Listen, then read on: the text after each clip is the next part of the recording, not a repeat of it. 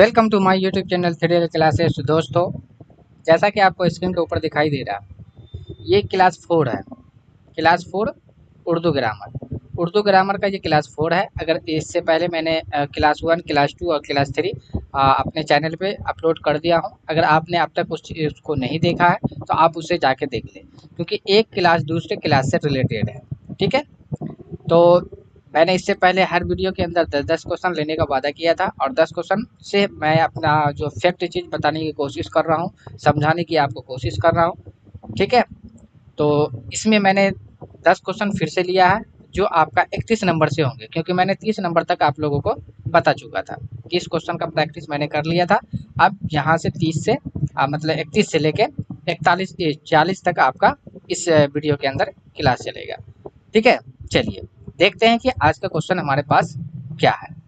उससे पहले कि अगर आपने अब तक मेरे चैनल को सब्सक्राइब नहीं किया है तो आप उसे सब्सक्राइब कर लें, और अपने दोस्तों में शेयर नहीं किया है तो आप उसे शेयर भी कर दें, और एक छोटा सा लाइक और एक छोटा सा कमेंट्स करके आप बता दें कि आपको किस टॉपिक के ऊपर वीडियो चाहिए। ठीक है, अलग से भी टॉपिक अगर आप इच्छा अगर आप अपनी इच्छा जताते हैं तो अलग से टॉपिक भी बना के दे दिया जाएगा, लेकिन वो टॉपिक का नाम आप कमेंट्स में करके बताएं कि हाँ, उर्दू ग्रामर का के ऊपर, इस टॉपिक के ऊपर आप वीडियो बनाइए। या इंग्लिश में अगर बात कर रहे हैं तो इंग्लिश के ऊपर भी आप जो है कमेंट्स करके बता सकते हैं, इंग्लिश वाले इसमें कमेंट सेक्शन के अंदर। और उसके बाद जाके हिंदी वाले के अंदर भी आप बता सकते हैं कि हाँ, इस टॉपिक के ऊपर आप वीडियो बना दिए। या अगर कोई एग्ज़ाम है आपका नज़दीक में, और उसमें आपका इंग्लिश या हिंदी या उर्दू से रिलेटेड पेपर अगर है, लैंग्वेज पेपर सेलेक्ट किया है, और उसमें इस बेस पे अगर सवाल पूछा जा रहा है, तो वैसे क्वेश्चन को आप मेरा व्हाट्सअप नंबर हर वीडियो के नीचे में दिया हुआ रहता है। ठीक है, डिस्क्रिप्शन के अंदर में हर वीडियो के अंदर दिया हुआ है। उस व्हाट्सअप नंबर पे आप उसे सेंड कर सकते हैं कि हाँ, इसको एक्सप्लेन करके आप समझा दीजिए, इस पे एक वीडियो बना दीजिए, तो मैं उस पर भी आपको एक वीडियो बना के अपलोड कर दूंगा। चलिए ठीक है, आज का देखते हैं पहला क्वेश्चन क्या है। जैसा कि आपको स्क्रीन के ऊपर दिखाई दे रहा है कि 31 नंबर का क्वेश्चन है कि सीदाई का मुतरादिफ क्या है। ऑप्शन नंबर 1 अनीस, ऑप्शन नंबर 2 गनी, ऑप्शन नंबर 3 आसिफ, ऑप्शन नंबर 4 अरब। ये 4 ऑप्शन में से कौन सा ऑप्शन होगा, पहले आप इसका जवाब दीजिए, फिर उसके बाद जाके मैं इसका जवाब दूंगा। चलिए, इसका सही जवाब हो जाएगा सीदाई का जो मुतरदिफ लफ्ज जो हो जाएगा वो आपका आशिक हो जाएगा। ठीक है, क्या हो जाएगा, ऑप्शन नंबर जी आपका सही जवाब हो जाएगा, आशिक हो जाएगा। अब चलिए, इससे रिलेटेड मैंने कुछ यहाँ पे कंटेंट को आपको लिख के, क्योंकि आप लोग को लिखने में प्रॉब्लम होता होगा, इसलिए मैंने यहाँ पे क्या करना है, इसको जो है आपका पीपीटी के रूप में मैंने तैयार करके रख दिया।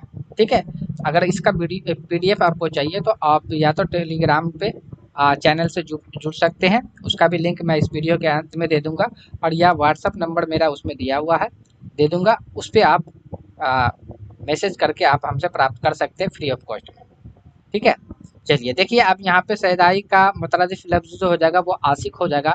अब इससे रिलेटेड कुछ बात को हम पढ़ लेते हैं, और सबके बारे में कोई एक से ज़्यादा हम मुतरदिफ अल्फाज को सीख सकते हैं और जान सकते हैं। चलिए देखिए, यहाँ पे जो चीज़ आपका उर्दू में देखिए कि उर्दू में मुतरदफ़ात है, लफ्ज़ जो है उसी को हिंदी में समानार्थी शब्द या पर्यायवाची शब्द कहा जाता है। इंग्लिश की बात करें तो इसे साइनोनिम्स वर्ड कहा जाता है। अब इसका मीनिंग अगर देखा जाए तो यहाँ पे हैविंग वर्ड्स है ना, सेम मीनिंग, यानी कि एक जैसा अर्थ देता है, तो आर कॉल्ड साइनोनियम। यानी कि जो वर्ड एक जैसा मीनिंग देता है, अर्थ देता है, उसी को साइनोनियम्स वर्ड कहा जाता है। जैसे कि यहाँ पे हिंदी में मैंने इसका डेफिनेशन भी लिख दिया है कि समान अर्थ वाले शब्द को समानार्थी शब्द या पर्यायवाची शब्द कहा जाता है। उर्दू की अगर बात करें यहाँ पे, तो एक जैसा माने रखने वाले अल्फाज मुतरदफात लफ्ज कहलाता है।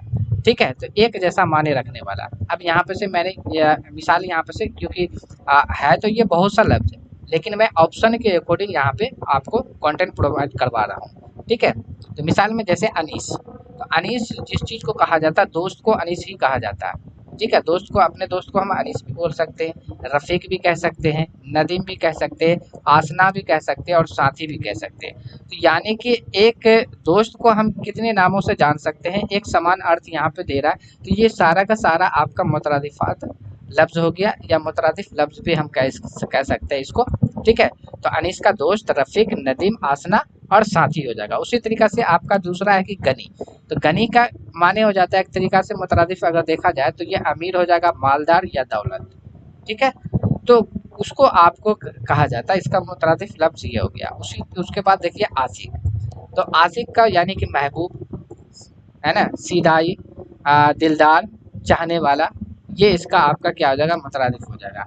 अरम, अरम कहा जाता है जन्नत को, जन्नत को, और भी हमको फिरदौस भी जन्नत को कहा जाता है, खुल्द भी आपको जन्नत को कहा जाता है, बहसत भी आपको किसको कहा जाता है, जन्नत को ही कहा जाता है। ठीक है, तो ये जितना भी लफ्ज आप यहाँ पे मैंने बताया आपको, ये सारा का सारा आपका क्या है, मुतरादिफ लफ्ज है। ठीक है, ये मुतरादिफ लफ्ज है, इसको मुतरादिफ लफ्ज हम कहते हैं। यहाँ पे मैंने आपको डिफिनेशन आपका यानी कि एक तरीका से समझिए कि आपके वर्ड पावर भी आपका डेवलप करेगा, क्योंकि मैं हिंदी और इंग्लिश और उर्दू को रिलेटेड करते हुए यहाँ पे कंटेंट प्रोवाइड करवा रहा हूँ आप लोगों को। ठीक है, चलिए देख लेते हैं आज का दूसरा क्वेश्चन मेरे पास क्या है। चलिए दूसरा क्वेश्चन यहाँ पे 32 नंबर का क्वेश्चन यहाँ पे ये है 32 नंबर में कि हिज्र के माने क्या है। हिज्र के माने पूछा जा रहा है। ऑप्शन नंबर 1 पत्थर है, ऑप्शन नंबर 2 जुदाई है, ऑप्शन नंबर 3 शहर है, ऑप्शन नंबर दालवी शहर है। तो ये बड़ी हे से है, यहाँ पे छोटी हे से शहर है। तो इसमें से हिज्र के माने क्या हो जाएंगे। चलिए देखिए, इसका सही जवाब हो जाएगा ऑप्शन नंबर अलिफ, यानी कि हिज्र के माने आपका पत्थर हो जाएगा। क्या हो जाएगा, हिज्र के मतलब पत्थर हो जाएगा। अब यहाँ पे से ठीक है, तो चलिए आप इसके बारे में भी कुछ थोड़ा सा हम पढ़ लेते हैं आखिर ये क्या होता है। देखिए इंग्लिश में एक वर्ड होता है जिसको कहा जाता है होमोनियम्स कहा जाता है, और हिंदी में उसे समनाम शब्द कहा जाता है ना। और उर्दू में अगर बात करें तो यहाँ पे कहा जाता है, इसको क्या कहा जाता है, मत्साबा सूत, है ना। तो ये लफ्ज इसको कहा जाता है। तो अब ये आखिर होता क्या है, तो अब देखिए यहाँ पे लिखा गया इंग्लिश डिफिनेशन यहाँ पे है कि वर्ड्स हैविंग सेम स्पेलिंग, यानी कि जिस वर्ड का सेम स्पेलिंग हो और उसके बाद जाके एंड सेम साउंड हो। यानी बहुत सा ऐसा वर्ड है हमारे पास डिक्शनरी के अंदर में जिसका स्पेलिंग भी सेम रहता है, बहुत सा ऐसा वर्ड है जिसका साउंड भी सेम रहता है, बट लेकिन डिफरेंट मीनिंग, यानी कि उसका अर्थ जो होता है ना वो अलग होता है, आर कॉल्ड होमोनियम्स, यानी कि उसी को कहा जाता है होमोनियम्स। यानी हमारा डिक्शनरी के अंदर जो है बहुत सा ऐसा वर्ड है जिसका स्पेलिंग चेंज होता है, यानी मतलब सेम होता है, एक जैसा स्पेलिंग देखने को मिलता है, उसके बाद जाके सेम साउंड भी, आवाज़ भी जब हम उसका उच्चारण करते यानी प्रोनाउंसिएशन करते हैं तब जाके आपका क्या होता है वो मतलब सेम ही निकलता है, लेकिन मीनिंग जो उसका रहता है अलग रहता है, उसी को कहा जाता है होमोनियम। तो वही चीज़ यहाँ पे बताया गया कि समान वर्तनी वाले और समान ध्वनि वाले शब्दों को समनाम शब्द कहते हैं। ठीक है, और उर्दू का अगर इसका तारुफ देखें तो एक जैसे तलफ़ुज़ और एक जैसे आवाज़ वाले अल्फाजों को, ठीक है, अल्फाजों ऐसे लिखा जाएगा, अल्फाजों, है ना, अल्फाजों, ठीक है, अल्फाजों ठीक है लिखा हुआ है ना, वो मत्साबा, यहाँ पे ये टाइपिंग एरर है तो ये आपका क्या कहा जाएगा, मत्साबा सूद, ठीक है, ये कहा जाता है। तो जैसे कि यहाँ पे उर्दू में वैसे ही आपका आ गया, क्योंकि ये क्वेश्चन मैंने उर्दू का लिया था इसलिए मिसाल भी यहाँ पे मैंने उर्दू का ही लिया। ठीक है, जब इंग्लिश का क्वेश्चन लेके आऊँगा तो वहाँ पे मैं इंग्लिश का मिसाल लेके आऊँगा, अगर हिंदी का लेके आऊँगा तो फिर वहाँ पे मैं हिंदी का मिसाल उदाहरण आपका लेके आऊँगा। ठीक है, यहाँ पे देखिए आपका लिखा हुआ है हिज्र, तो ये जो यानी कि बड़ी हे से हिज्र लिखा हुआ है जिसके माने होता है पत्थर। जब बड़ी हे से हिज्र लिखा जाता है तो उसके माने पत्थर होता है, और छोटी हे से हिज्र लिखा जाता तो उसका मतलब होता है जुदाई। ठीक है, और बड़ी हे से अगर शहर लिखा जाता तो इसका मतलब होता है सुबह, और छोटी हे से लिखा जाता तो इसका मतलब होता है बेदारी। क्या हो जाता है, बेदारी हो जाता है। ठीक है, चलिए आज की क्लास का मतलब क्लास का अगला क्वेश्चन देखते हैं क्या कह रहा है हमारा। चलिए देखिए 33 नंबर में यहाँ पे सवाल ये आ रहा है, 33 नंबर में क्या कह रहा है कि ये जो आपका सिंबल दिया हुआ, निशान दिया हुआ है, इसको कौन सा, है ना, कौन सा रमूज औकात है, यानी कि ये जो आपका कौन सा रमूज औकात है। ठीक है, रमूज औकात एक तरीका से बोला जाता है आपको पंक्चुएशन मार्क को। चलिए पहले इसका जवाब देने की कोशिश कीजिए। ऑप्शन नंबर 1 में कि इसे खात्मा कहा जाता है, और ऑप्शन नंबर बी में इसका तफसीलिया कहा जाता है। ऑप्शन नंबर 3 में यानी सी में फ़ज़ाइया कहा जाता है। ऑप्शन नंबर 4 यानी कि आपको खत कहा जाता है। ये चारों में से कौन सा ऑप्शन आपका सही हो जाएगा? चलिए, इसका सही जवाब हो जाएगा ऑप्शन नंबर बी, है ना? इस चीन को, इस निशान को, इस सिंबल को कहा जाता है तफसीलियात। क्या कहा जाता है? तफसीलियात कहा जाता है। ऑप्शन नंबर बी आपका यानी कि बी आपका सही जवाब हो जाएगा। चलिए अब इससे रिलेटेड कुछ हम फैक्ट को देख लेते हैं, ठीक है? रिलेटेड करते हुए इंग्लिश और हिंदी को। अब देखिए यहाँ पे यहाँ पे लिखा हुआ पंक्चुएशन मार्क, जिस चीज़ को अंग्रेजी में पंक्चुएशन मार्क कहा जाता है, हिंदी में उसे विराम चिन्ह कहा जाता है और उर्दू में उसको रमूज औकात कहा जाता है। क्या कहा जाता है? रमूज औकात कहा जाता है। अब देखिए यहाँ पे एक पॉइंट लिखा गया है कि ओनली यूज फॉर रिटर्न, यानी इसका जो इस्तेमाल किया जाता है, यूज जो किया जाता है, प्रयोग जो किया जाता है, वो सिर्फ लिखने में किया जाता है। Note use speaking and reading, इसका इस्तेमाल जो हम रीडिंग में या स्पीकिंग में हम नहीं करते हैं। यानी कि जब हम पढ़ते हैं उस समय भी हम पंक्चुएशन मार्क का हम इस्तेमाल नहीं करते हैं और उसके बाद जाके स्पीकिंग यानी बोलते समय भी हम इसका इस्तेमाल नहीं करते हैं, ठीक है? जैसे कि अगर यहाँ पे हम लिखते हैं, यहाँ पे एक क्वेश्चन लिख लिए, इंग्लिश का डाल देते हैं, यहाँ पे कोई दिक्कत नहीं है, नहीं तो ले लीजिए उर्दू का ही डाल देते हैं। हमने यहाँ पे लिखा क्या आप तालिब इल्म हो? तालिब इल्म हो। अब यहाँ पे देखिए लास्ट में आया जाके सवालिया निशान। तो अब यहाँ पे हम बोलने का इस्तेमाल करते हैं, क्या आप तालिब इल्म हो क्वेश्चन मार्क यानी सवालिया, ऐसे तो नहीं बोल सकते ना, है ना? सिर्फ हम इतना सी कहते हैं कि क्या आप तालिब इल्म हो, बस इतना बोल के चुप हो जाते हैं। और स्पेलिंग मतलब कि स्पीकिंग के अंदर भी हम लोग इसी तरीक़ा से यूज करते हैं। अगर किताब के अंदर कहीं पे आप देखे होंगे तो इसको आप पढ़ के दिखाइए। अगर मान लीजिए यही चीज़ हम यहाँ पे लिखे, आप इसको पढ़िए, है ना? क्या आप तालिब इल्म हो क्वेश्चन मार्क, ऐसे बोलिएगा नहीं ना, आप इस तरीक़ा से बोलिएगा क्या आप तालिब इल्म हो। इससे यही यहाँ से साफ ज़ाहिर होता है कि यानी कि पंक्चुएशन मार्क, रमूज़ औकात यानी विराम चिन्ह का इस्तेमाल सिर्फ हम लोग लिखने के सेंस में करते हैं। इसका इस्तेमाल जो हम स्पीकिंग में और रीडिंग में नहीं करते। तो बहुत सा यहाँ पे मैंने इसका लिख दिया है कि यहाँ पे इंग्लिश नेम आ गया आपका और यहाँ पे हिंदी नेम है और उसके बाद जाके आपका उर्दू नेम है। तो आप देख लीजिए यहाँ पे ये जो चिन्ह है, देख लीजिए यहाँ पे, है ना? हिंदी और इंग्लिश में इस तरीक़ा से लिखा जाता है, जिसको विवरण चिन्ह हिंदी में और इंग्लिश में कोलन एंड डैश कहा जाता है, लेकिन उर्दू में जो आपका इस तरीक़ा से लिखा जाता है। क्यों? क्योंकि उर्दू हम इस साइड से लिखते हैं ना, और हिंदी इंग्लिश इस साइड से लिखते हैं। यानी कि लेफ्ट हैंड से उर्दू लिखते हैं इसलिए लेफ्ट हैंड से लिखेंगे, और राइट हैंड से अगर हिंदी इंग्लिश लिखते हैं हम तो इस तरीक़ा से हम इसको लिखेंगे, ठीक है? तो बहुत सा यहाँ पे चीज़ दिया हुआ है, आप लोग इसको पढ़ के याद कर लीजिए, क्योंकि ये चीज़ एक फैक्चुअल चीज़ है, आपको याद करने की इसको ज़रूरत नहीं पड़ेगा। यहाँ पे कोई चीज़ ये है नहीं। हाँ, इसको आप पढ़िए, आप मेमोराइज़ कीजिए, आपके लिए बेहतर रहेगा। जिस तरीक़े से देखिए कोलन, जो कोलन होता है उसको हिंदी में अपूर्ण विराम कहा जाता है, उर्दू में वक्फा कहा जाता है। तो ये आपका चिन्ह हो गया जाके ये चिन्ह, ठीक है? तो इससे पहले मैंने इंग्लिश का जो वीडियो अपलोड किया था उसके अंदर भी पंक्चुएशन मार्क का मैंने सवाल लिया था, तो वहाँ पर भी मैंने ये कंटेंट को आपको डाला था, ठीक है? तो मैं जितनी बार क्वेश्चन लेकर आऊँगा आप इसको जितनी बार देखिएगा उतनी बार मतलब कि आपको ज़्यादा दिन तक आपको मेमोरी के अंदर आपका रह सकता है, ठीक है? चलिए, तो आप लोग इसको मतलब कि आपको पढ़ लेना है, ठीक है? चलिए अगला क्वेश्चन देख लेते हैं आपका हमारे पास क्या है। चलिए अगला क्वेश्चन यहाँ पे मेरे पास है कि 34 नंबर का क्वेश्चन है कि दफन करने की जगह, ये जहाँ पे इंसान को मरे मुर्दे को दफन किया जाता है उसके लिए एक लफ्ज़ क्या होगा? यानी कि वही चीज़ बोला जाए कि दफन करने की जगह, दफन करने की जगह जो होता है यानी कि जहाँ पे मुर्दे लोगों को डाला जाता है, दफन किया जाता है, मिट्टी के अंदर डाला जाता है, उसी को कहा जाता है ना, वही हुआ दफन करने की जगह ना। तो उसके लिए एक लफ्ज़ में क्या बोल सकते हैं हम उसको? ऑप्शन नंबर 1 है कि मदफन बोल सकते हैं, या मयार बोल सकते हैं, या मुफ्ती बोल सकते हैं, या मल्लाह बोल सकते हैं। क्या कह सकते हैं इसको?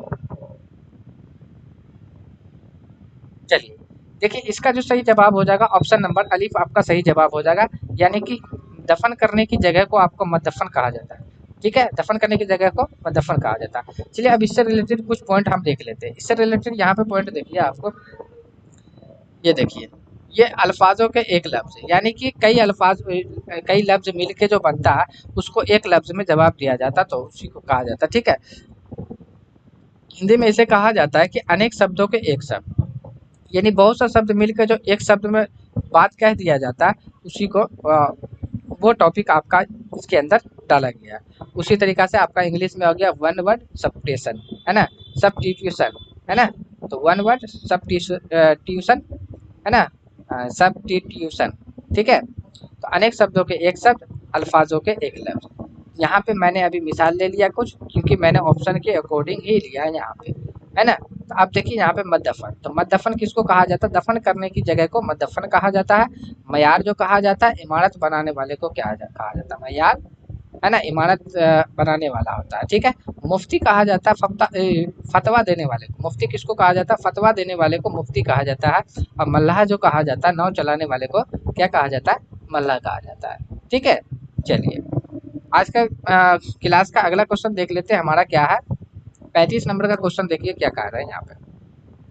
35 नंबर का क्वेश्चन यहाँ पे ये है कि बज़्म किसका मतजाद लफ्ज़ है। मतजाद लफ्ज़ का मतलब एक तरीका से समझ लिए उल्टा, ठीक है, यानी जिद हम समझ लिए, ठीक है। वही पूछा जा रहा है कि बज़्म का जो है ना, कि बज़्म का उल्टा क्या होगा, या बज़्म किसका उल्टा है, या जिद है, खुर्द का है।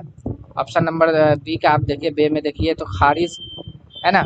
ऑप्शन नंबर जी में रज्म, ऑप्शन नंबर दाल में आपका सादिक। तो ये चारों में से कौन सा ऑप्शन आपका सही होगा?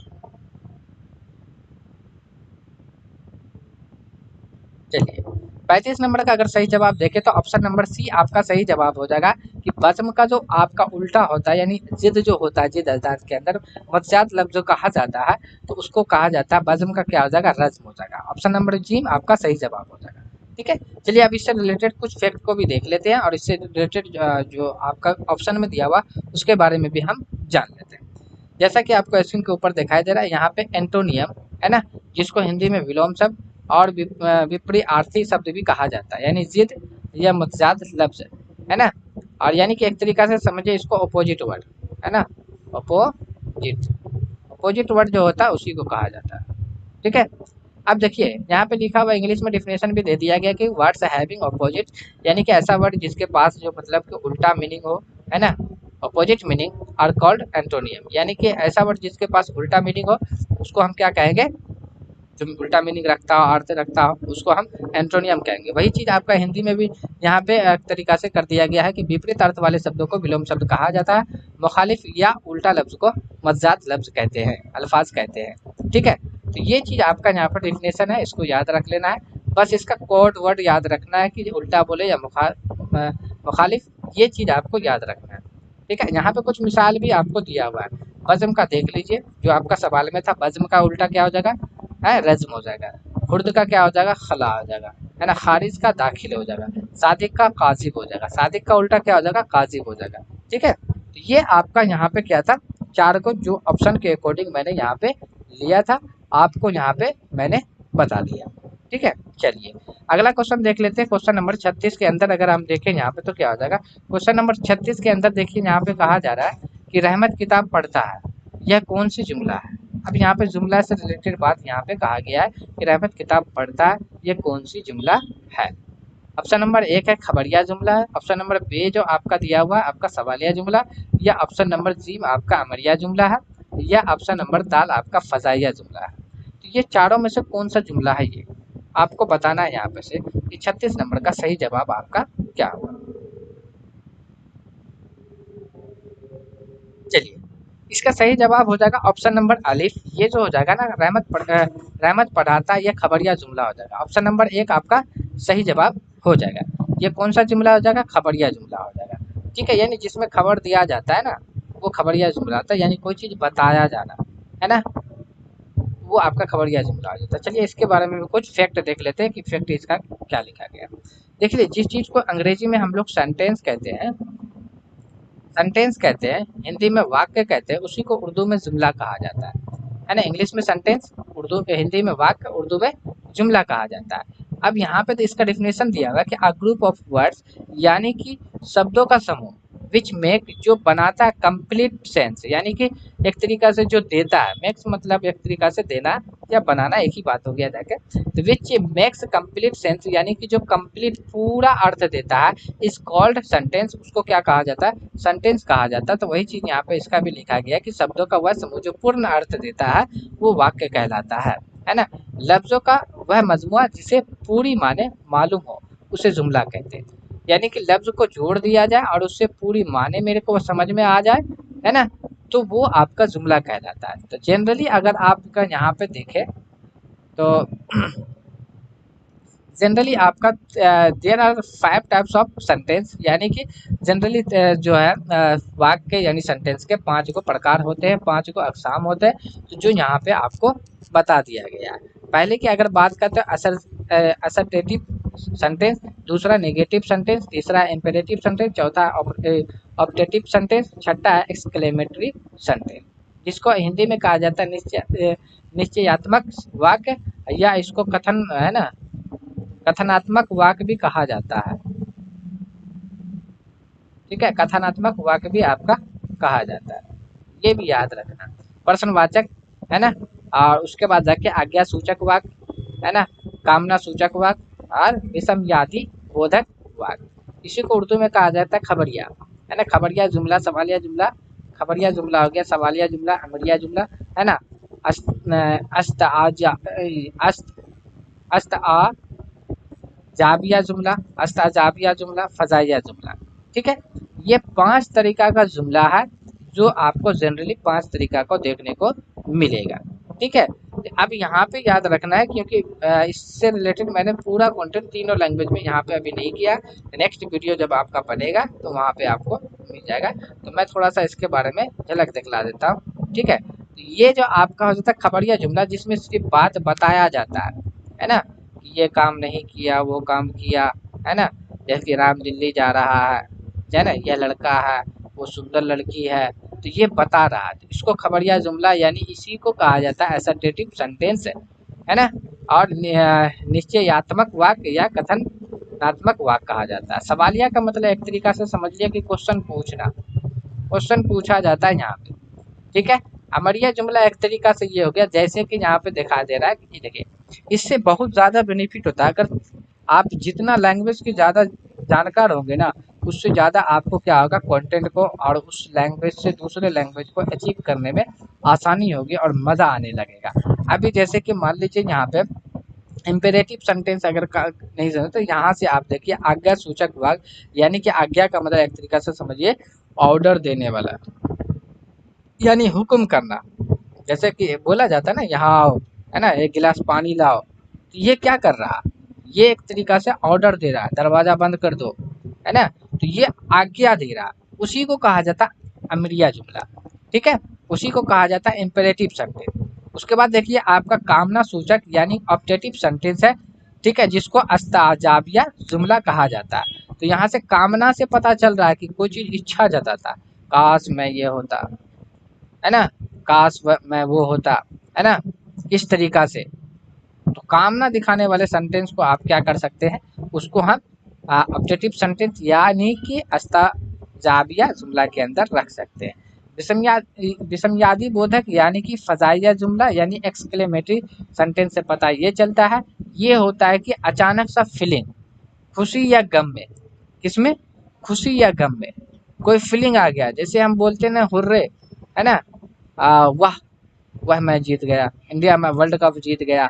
अभी वर्ल्ड कप जीता ना, 2020 वर्ल्ड कप, है ना, तो T20 वर्ल्ड कप जीता इंडिया, तो एक मतलब बहुत ज़्यादा खुशी है उत्पन्न हुआ।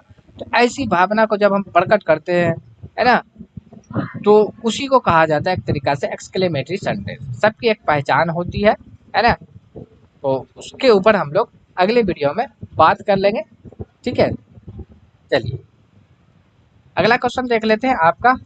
देखिए थोड़ा सा इसके बारे में मैंने यहाँ पे लिखा था, है ना, और दूसरे वीडियो में आपको वहाँ पे दे दिया जाएगा। चलिए अब क्वेश्चन आता है क्वेश्चन नंबर 37 का। क्वेश्चन नंबर 37 यहाँ पे क्या कह रहा है कि वह गैर मुस्तकिल अल्फाज जो तन्हा लिखने या बोलने में कोई माने ना दे क्या कहला, है ना, क्या कहते हैं, यानी कि वह गैर मुस्तकिल अल्फाज जो तन्हा लिखने में या बोलने में कोई माने ना दे क्या कहते हैं, यानी अकेला, जैसे हमने लिख दिया यहाँ पे, कुछ बोले नहीं, बस बोले और, बोले अरे, है ना, जैसे बोल दिए, है ना, जैसे बोल दिए की, जैसे बोल दिए का, पर, मैं, है ना, से, गा, गेगी, है ना, गा गी है। तो ये लफ्ज जो हम लिखते हैं अकेला अगर बोले यहाँ पे तो कोई चीज तो समझ में नहीं आएगा ना।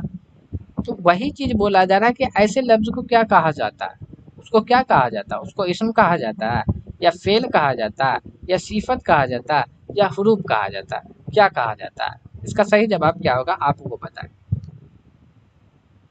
चलिए, इसका सही जवाब हो जाएगा 37 का ऑप्शन नंबर दाल, यानी कि आपका हुरूफ कहलाएगा, है ना।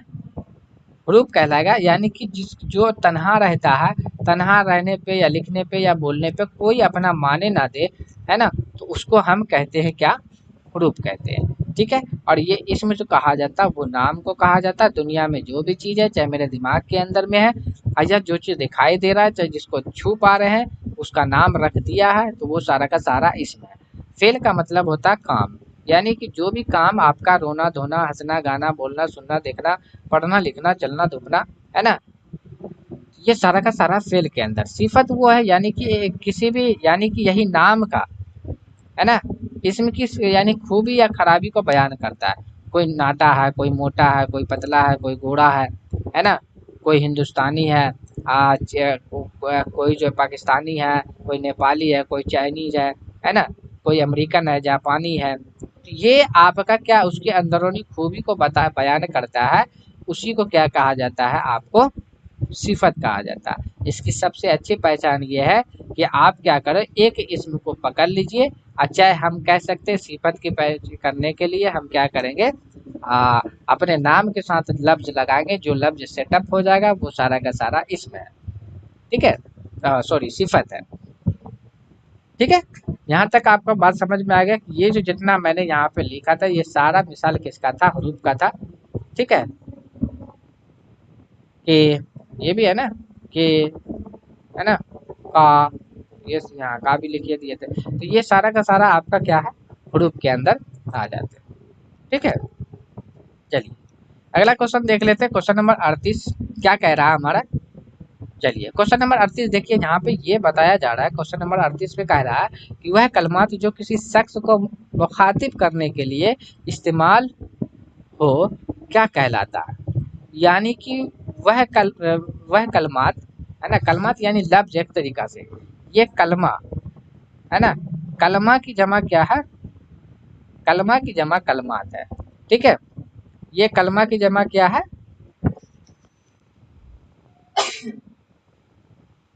ये कलमा की जमा कलमात है। और कलमा का ही दूसरा नाम क्या है, यानी लफ्ज का ही दूसरा नाम क्या है, कलमा है। ठीक है, लफ्ज मौजू का, है ना, मौजू लफ्ज का दूसरा नाम ही क्या है, कलमा है। ठीक है, तो वही चीज पूछा जा रहा है कि वो लफ्ज या कलमात जो किसी शख्स को मुखातिब करने के लिए इस्तेमाल करते हैं उसको हम क्या कहते हैं। ऑप्शन नंबर एक उसे हम नदा कहते हैं, option number sorry option number एक उसको हम मनादा कहते हैं, है ना, option number option number B जिसको नदा कहते हैं, ऑप्शन नंबर सी यानी जिम आपको मजाफ कहते हैं, ऑप्शन नंबर दाल जिसको मजाफ आलिया कहते हैं। ये चारों में से कौन सा सही जवाब हो जाएगा।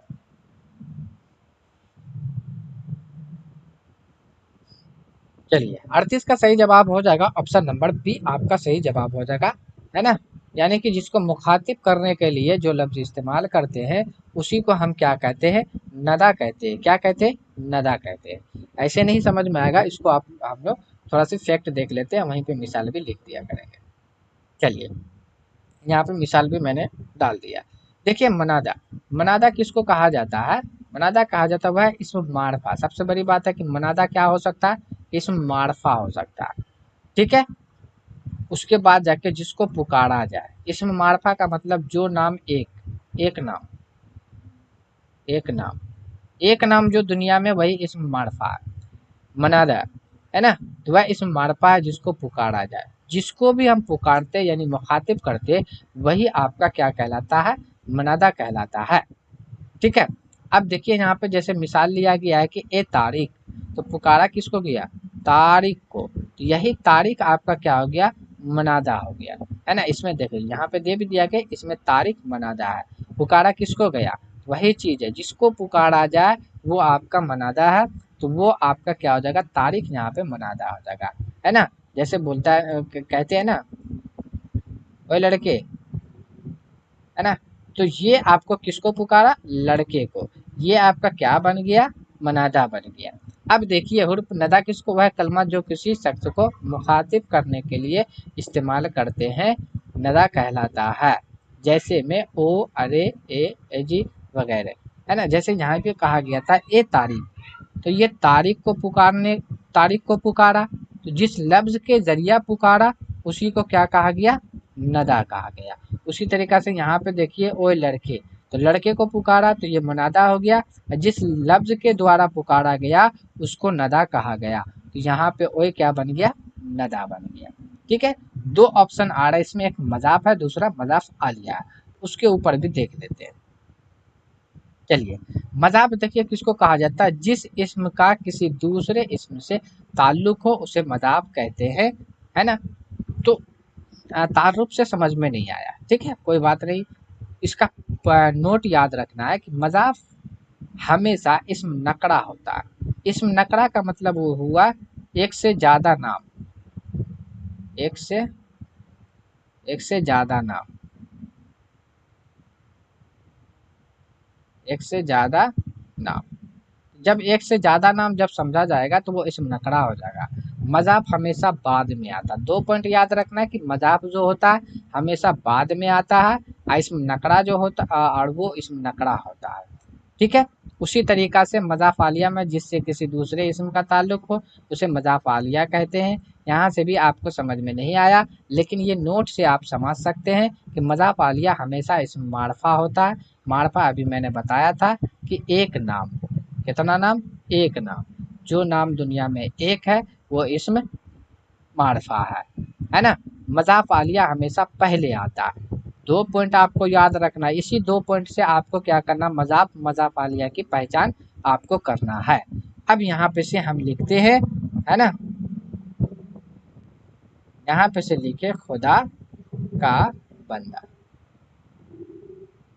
बंदा, तो खुदा का बंदा। अब इसमें से मज़ाफ़ कौन होगा, मज़ाफ़ आलिया कौन होगा।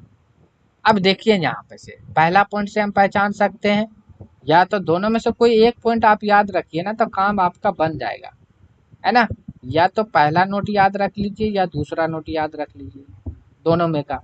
लेकिन याद रखना है तो दोनों का याद भी रखिएगा, तो अगर पहला इसका याद रख रहे हैं तो पहला इसका भी याद रखिएगा, दूसरा अगर इसका याद रख रहे हैं तो दूसरा इसका भी याद रखिएगा। दोनों से हम यहाँ पे से देख लेते हैं। चलिए पहले इसका देख लीजिए कि मजाक मजाक हमेशा इसम नकड़ा होता है। अब देखिए इसम नकड़ा कौन होगा, खुदा तो एक है, ये तो नहीं होगा।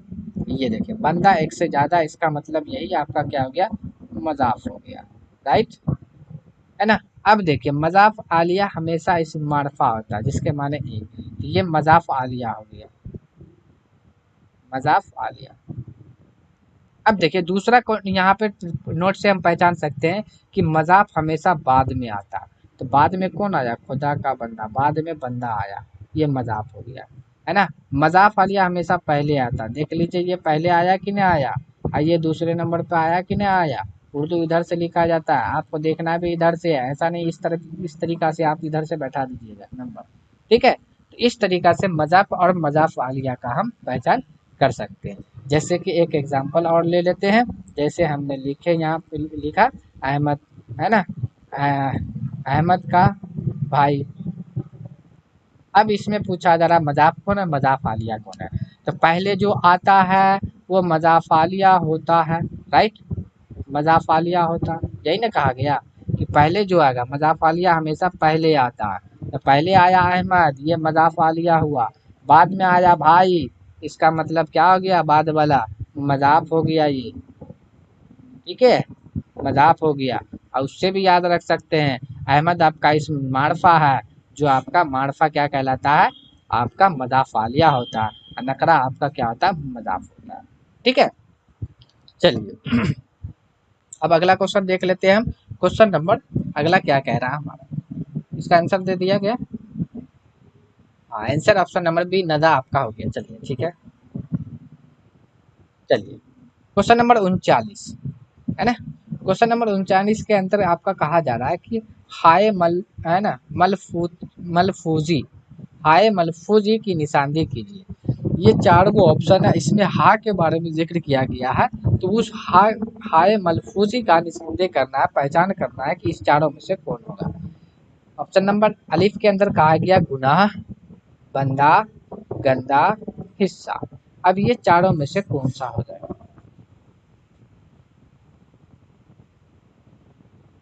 चलिए, इसका सही जवाब हो जाएगा ऑप्शन नंबर अलिफ, आपका गुनाह, है ना। कौन हो जाएगा? गुनाह, आपका सही जवाब हो जाएगा। चलिए अब हाय मलफूजी के बारे में थोड़ा सा जान लेते हैं। देखिए, जैसा कि स्क्रीन के ऊपर दिखाई दे रहा है कि तलफ़्फ़ुज़ के एतबार से मंदरजा ज़ेल हुरूफ की किस्में होते हैं। तलफ़्फ़ुज़ के लिहाज से कितने होते हैं? तो ये होते हैं अलिफ, नून, वाव, हा, या। ये 5 गो किस्में होता है तलफ़्फ़ुज़ के लिहाज से उर्दू में, जिसमें से एक हा के बारे में बात हुआ था यहाँ पे, इसलिए मैंने यहाँ पे हा को ले लिया। ठीक है, तो हा की 2 किस्में हैं। हा की कितने किस्में? 2 किस्में। एक का नाम है हाय मलफूजी, दूसरे का नाम है ना, हाय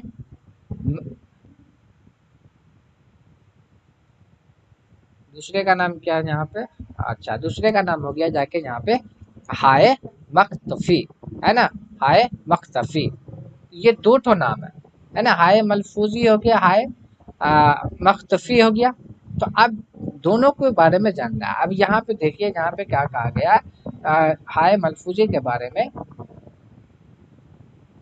कि वह जिसका तलफ़्फ़ुज़ किया जाता है, यानी कि ये वह हे होता है जिसका हम लोग तलफ़्फ़ुज़ करते हैं, यानी हे रहेगा तो हम उसको हे ही पढ़ेंगे।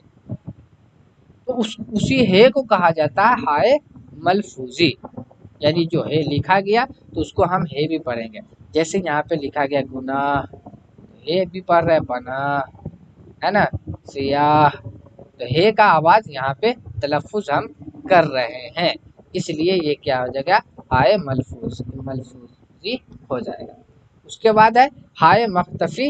हाय मख्तफी किसको कहा जाता है? जिस हे का आपका तलफ़्फ़ुज़ नहीं कर सकते, जिस हे का तलफ़्फ़ुज़ आप नहीं कर सकते, यानी जिसकी आवाज़ अलीफ की तरह निकलता हो, यानी जिस हे को हम अलिफ की तरह पढ़ते हैं, उसी हे को हम क्या कहते हैं? हाय मख्तफी कहते हैं। क्या कहते हैं? हाय मख्तफी कहते हैं। जैसे एग्जाम्पल के तौर पे हम यहाँ पर से देख सकते हैं, बंदा, तो अलिफ पढ़े, गंदा, अलिफ पढ़े, यहाँ देखो हे है, देखने में लग रहा है कि हे, देखो देखने में क्या लग रहा है, एक्चुअल में है ही, हे ही है, लेकिन इसका आवाज हम क्या निकाल रहे हैं? अलिफ निकल रहा है, बंदा, गंदा, रिश्ता। यहाँ भी आपका ये हे फिरता लगा हुआ है, हे है यहाँ पे, लेकिन इसका भी हम आवाज अलिफ का निकाल रहे हैं, हिस्सा। यहाँ भी आप हे है, लेकिन अलिफ का निकाल रहे हैं, हिस्सा। यहाँ भी देखिए आपका लगा हुआ अलिफ आ गया, लहजा, तो यहाँ भी हे है, लेकिन हम आवाज अलिफ का निकाल रहे हैं, है ना। जैसे यहाँ पे देखिए, यहाँ तो डायरेक्ट ही दिखाई दे रहा है मुर्दा, तो हम यहाँ पे क्या निकाल रहे हैं? अलिफ का आवाज निकाल रहे हैं, साहबा, है ना। तो यहाँ भी देखिए हे है, लेकिन हम अलिफ निकाल रहे हैं, कहना। तो यहाँ भी देखिए आपका क्या है? हे है, लेकिन हम अलिफ निकाल रहे हैं। तो यानी कि जब हे को हम हे ही पढ़ेंगे तो उसे हम हाय मलफूजी कहेंगे, और जब हे को हम अलिफ की शक्ल में पढ़ेंगे तब हम उसको क्या कहेंगे? हाय मख्तफी कहेंगे। क्या कहेंगे? हाय मख्तफी कहेंगे। ठीक है, जो आपका यहाँ पे से पूछा गया था, है ना, कि हाय मलफूजी कौन है, तो जिस हा को हम हा ही पढ़ते हैं तो वो हा आपका मलफूजी कहलाता है, और जिस हा को हम हा नहीं बल्कि अलिफ पढ़ देते हैं, तलफ़ुज़ में करते हैं, तब उसको हम क्या कहेंगे? हाय मख्तफी कहेंगे। ठीक है, चलिए इस क्लास का लास्ट क्वेश्चन देख लेते हैं, लास्ट क्वेश्चन क्या है यहाँ पे। चलिए, 40 नंबर का क्वेश्चन यहाँ पे ये कहा जा रहा है कि आपका 40 नंबर में है कि म्याओ म्याओ कौन सी इस्म है? म्याओ म्याओ यानी ये बिल्ली की आवाज़ है, तो ये पूछा जा रहा है कि कौन सी इस्म है? इस्म आला है, या इस्म सूत है, या इस्म ज़र्फ है, या इस्म मारफा है? ये चारों में से कौन सा इस्म होगा? सही जवाब आप बताइए। चलिए, चलिए देखिए, इसका सही जवाब हो जाएगा ऑप्शन नंबर बी। है ना। ऑप्शन नंबर बी आपका सही जवाब है। देखिए जैसा कि आपको यहाँ पे पूछा गया इस्म, तो इस्म का मतलब होता है तो नाम, है ना, इसका मतलब नाम होता है ना, ठीक है। तो यहाँ पे सारा इस्म का ही पार्ट है ये। अब देखिए इस्म आला होता है जिसको कहा जाता है औजार से, यानी कि जो इस्म औजार है उसको हम इस्म आला कहेंगे। जो इस्म आवाज देगा, आवाज करेगा, जो इस्म आवाज करेगा, देखो औजार इस्म आला, आवाज इस्म सूब। इस्म ज़र्फ में क्या आता है, वो वक्त को लेगा और समय को लेगा, यानी जगह को लेगा। जितना भी जगह है वो इसमें ज़र्फ है, या जितना भी वक्त है आपका, जैसे मिनट, सेकंड, घंटा, दिन, महीना, रात, है ना, आज, कल, परसों, है ना, 10 साल, 5 साल, ये जो साल वाल, ये सारा का सारा किस में चला गया, वक्त में चला गया। तो इसमें ज़र्फ वक्त और जगह, जैसे पटना, सहरसा, सिकंदराबाद, है ना, दरभंगा, मुंबई, कोलकाता, तो ये जगह है, वो भी आपका इसम ज़र्फ हो जाएगा। इसम मारफा, यानी कि जो इसम, यानी जो नाम, एक नाम, मारफा, है ना, एक नाम, दुनिया में, दुनिया में, यानी कि जो एक नाम है दुनिया में, उसी को हम इसम मारफा कहेंगे, है ना। जैसे कि आप समझिए, जैसे पटना, काय को पटना बताइए आप ही ना, एक ही को। जैसे गंगा, है ना, गंगा, काय तो गंगा एक ही को ना, ये इसमें मारफा का मिसाल है ना। चलिए, ये था आज का 40 क्वेश्चन। कैसा लगा, और इसमें कोई चीज़ कमी, या आपको कोई ऐसा टॉपिक जो समझ में नहीं आया, वो कमेंट सेक्शन में कमेंट्स करके बता सकते हैं। उसके अंदर और भी अच्छे तरीक़ा से मेहनत करके मैं उस पे अच्छे तरीक़ा से वीडियो बनाने की कोशिश करूँगा, ठीक है। तो अगर आपने अब तक मेरे चैनल को सब्सक्राइब नहीं किया है, तो आप उस चैनल को सब्सक्राइब कर लें, या अपने दोस्तों में भी शेयर कर दें, और उसके बाद लाइक कमेंट्स करना नहीं भूलें, ठीक है। और इस क्लास का पीडीएफ अगर आपको लेना है, तो हमारे टेलीग्राम चैनल से, और व्हाट्सअप जो नंबर आपका वहाँ पे दिया हुआ रहेगा इस वीडियो के लिंक डिस्क्रिप्शन में, आप वहाँ से आप कांटेक्ट कर सकते हैं। फ्री ऑफ कॉस्ट में आप इसका पीडीएफ भी ले सकते हैं और उसको पढ़ भी सकते हैं, ठीक है। चलिए, तो चलिए आज के लिए बस इतना ही, फिर मिलते हैं हम अगली वीडियो में।